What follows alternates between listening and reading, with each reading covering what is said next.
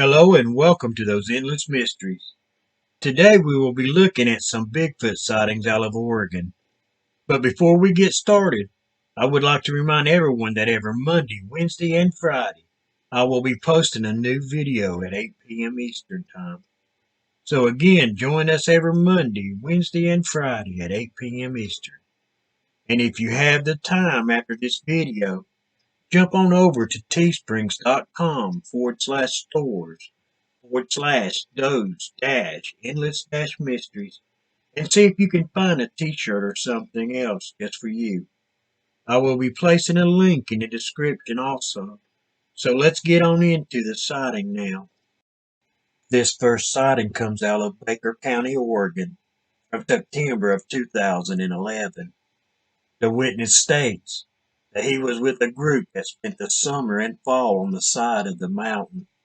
They were looking for old gold mines that had been shut down during World War II, with them being several thousand feet above sea level, saying that the phone reception was poor to say the least, saying that Steve had asked him to take him to a higher switchback so that he could make a few phone calls. Now, I think Steve is the one that is in charge of this expedition.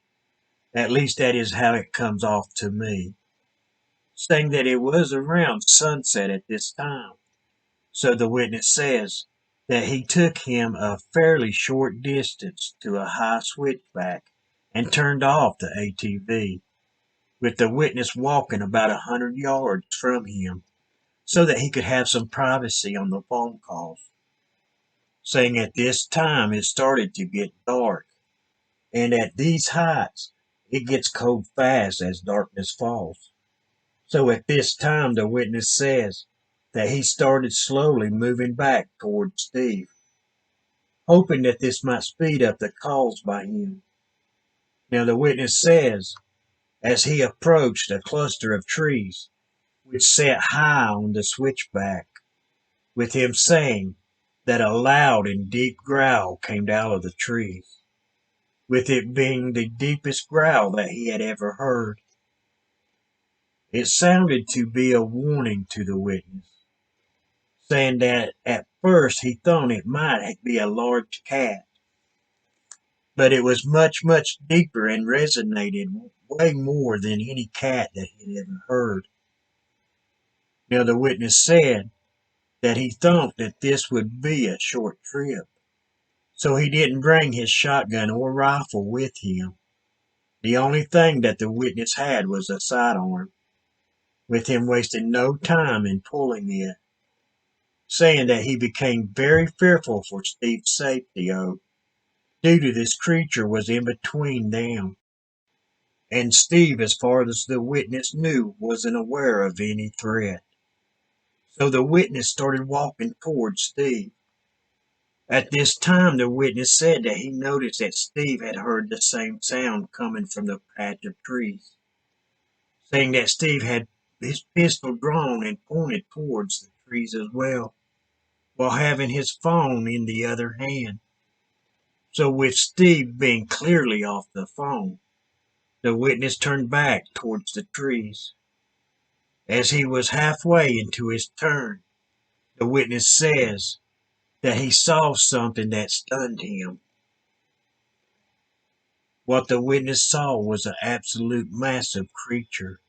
It was very tall and heading right towards the tree cluster, saying that it had to come very close to him to get to the cluster of trees.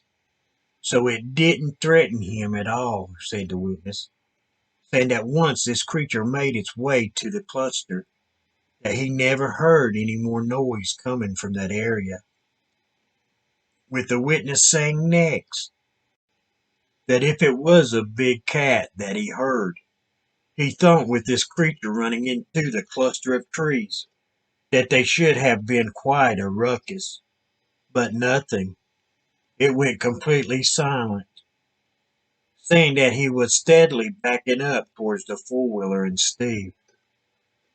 The witness says that he can recall very clearly that he wasn't stunned by the creature's size, but just how fast the creature moved and how quickly it covered ground. He says that he remembers thinking to himself that this creature could run down a deer easily. Now, from Steve's angle, he wasn't able to see this creature, but the witness says that he was able to see this thing very well as it moved across the area of knee-high grass, saying that he watched it cover about 30 yards before entering the cluster of trees, with the witness finally reaching Steve in the ATV, saying that at this time he said, "It's time to go." Next, the witness said that after replaying this event in his head hundreds of times, he truly believes that there was a female or juvenile in the trees, with it growling at him to warn him off. Now he says that he knows this is entirely his own opinion, but that he feels confident that this huge adult was hustling over to the cluster to tell the other one to knock it off. I could see that happening. Just saying he did scare a young juvenile. Maybe it's never seen a human before, so it growled at the witness, and mom or dad came a running to get to the young one. I think that's a good reasoning. So the witness says next that he drove Steve to another location to make his call. Now, in the follow up investigation, the witness said that this creature was at least 2.5 meters tall, which would be 7.5 to 8 feet tall, with it having shoulders twice as wide as any human. While its color was dark, kind of like muddy brown to almost a black, with its hair being long in places, while its face was cream colored. The witness also stated that the growl appeared to be from a good distance into the cluster of trees, but that the vibration and sonic impact from this growl felt like whatever made it was right next to him. So was this a Bigfoot sighting, or could it have been something else? Drop me a comment on this one down below and hit that like button. And if you're new to the channel, hit that subscribe and notification bell so you can keep up with all of our latest videos. So moving on to the next sighting. Now this sighting also comes out of Oregon from Baker County, back in the summer of 1996. The date was May the 20th. Now the witness says that him and his older brother were at a cornucopia ghost town, where him and his brother were playing around in the creek below the town, when they heard something that made them look up the creek, where they saw something running down the creek at them. It was a Bigfoot running up the creek right at them, saying that both of them were a little scared, seeing what looked to be a very hairy human running up and past us, said the witness. That this creature's face didn't look very human. It looked more as a monkey face on a human's body, said the witness. Saying at this time him and his brother ran back up to the family, where they were having a barbecue, with them and a few family members running back down to the creek, just in time to see this creature going back into the woods, with the witness being very interested in mysterious creatures, now that this creature had left an image in his head ever since that day he saw it. In the follow-up investigation, the two young men were in their early teens when this happened, saying that it was dark brown to a black in color, with its hair being uneven in its distribution, saying that it moved with a fast walk, but they never saw it run, with the area of the sighting being only a few miles from the Eagle Gap Wilderness area, with the witness saying that when they returned to the creek and watched this creature go back into the tree line, that his two younger brothers, his mom and his aunt, was with them, saying that they also seen this creature walk into the tree line. So I like this sighting. What about you? So how about one more? Now this sighting also comes out of Baker County, Oregon, from November the 15th of 1995. Now the person making this report is giving a third person account of this sighting, but he says that he has known this man for over 20 years, that they have hunted and fished together many times over the years, and that he has never known him to tell stories or big tales, with him being very respected and known in their community. He says that he was out cutting firewood. He was on a dirt road that goes from the bottom of the canyon on Snake River, with it going up into the timber. While driving up this road, he saw what looked to be a bear down by the salt rock. So with it being hunting season, these salt boxes are put out by the ranchers in their area for their cattle, saying that once he saw this, he started heading down the road faster because he was wanting to hunt this bear. So he kept watching this creature as he was hurrying down the road.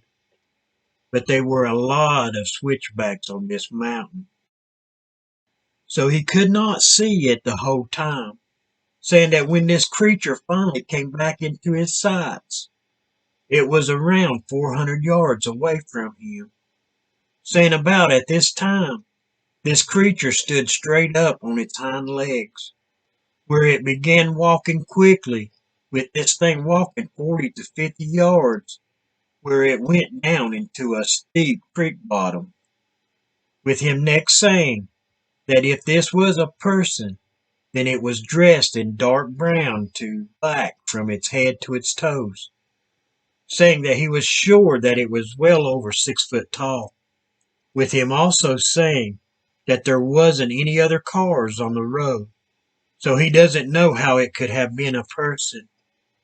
He says that he didn't stop and look around or anything like that, but as he drove by where this creature or person was, that a strange feeling just came over him. What was that thing? Now, this sighting happened in Hell's Canyon. The terrain is very steep, while having many lava rims that runs through the area, while also having many creeks that have cut steep gullies through them as well.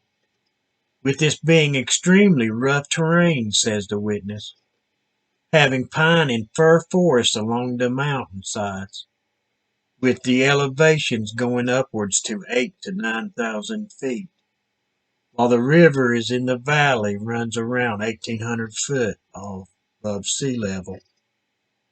So was this a Bigfoot creature? Now, knowing Oregon and the history of sighting reports in and around this area, I would say that I think he saw a Bigfoot. Now, if he would have seen a car or a truck on that road, I might have leaned a little towards a person, but that he noted that there wasn't a car or truck in the area at that time. So what about you? What do you think the man saw that day? Was it a Bigfoot or something else?